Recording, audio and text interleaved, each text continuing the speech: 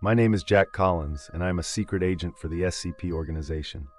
I received orders to proceed to the discovery site of SCP-002 in northern Portugal. SCP-002 was classified as a Euclid entity, meaning it is difficult to contain due to its unpredictable nature and complex interactions with its surroundings. The entity resembles a large, fleshy mass about 60 cubic meters in size, with an iron hatch leading into its interior.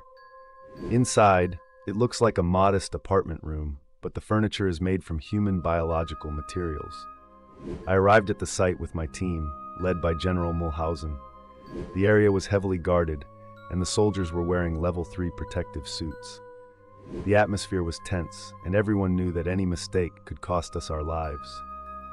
"Jack, make sure the equipment is ready," General Mulhausen said as we approached the entity.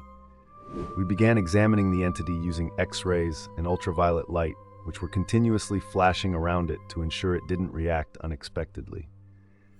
The general decided to send 3 men to check the interior. The first went in and didn't return. The second and third went in, and they too disappeared. We realized then that the entity was absorbing them and turning them into human furniture inside the room. The scene inside was horrifying.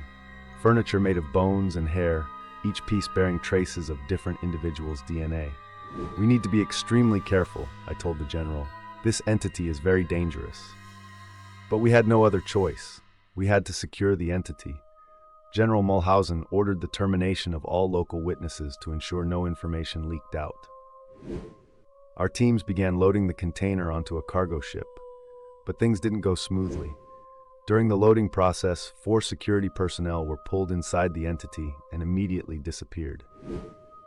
More human furniture appeared inside the entity. Those moments were filled with fear and tension as we tried to understand the nature of the entity and control it without losing more lives. "We need to use hazmat suits," the general said. "We can't risk more lives." We donned the suits and continued to work very carefully. We moved slowly, watching every step. Finally, we succeeded in loading the container and securing the entity.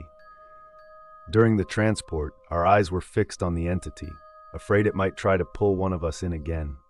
When we reached the facility, we followed containment procedures precisely.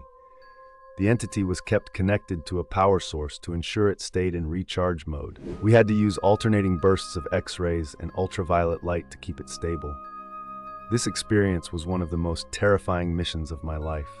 I learned a lot about SCP-002, but more importantly, I learned about the limits of my abilities and courage. This was just the beginning of a series of adventures awaiting me with supernatural entities.